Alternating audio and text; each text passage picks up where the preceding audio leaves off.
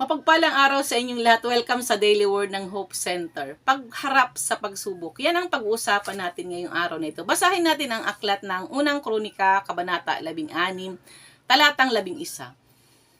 Magtiwala kayo sa Panginoon at sa Kanyang kalakasan. Palagi kayong dumulog sa Kanya.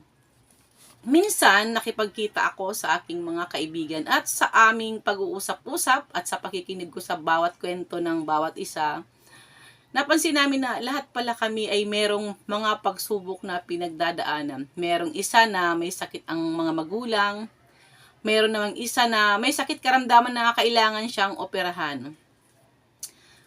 Pinapaalala sa atin ng lumang tipa na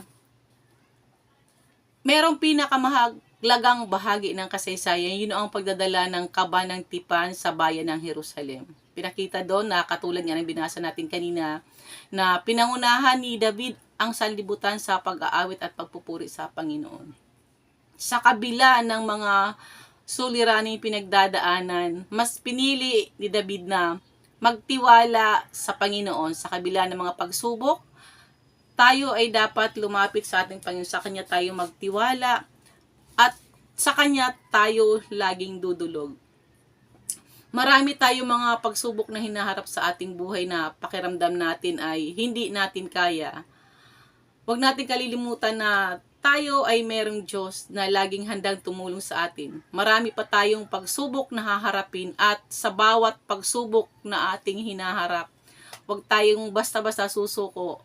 Alalahanin natin na tayo ay merong Diyos na pwedeng lapitan, na kapag tayo ay dumulog at nagtiwala sa Kanya, Siya ay laging handang tumulong sa atin.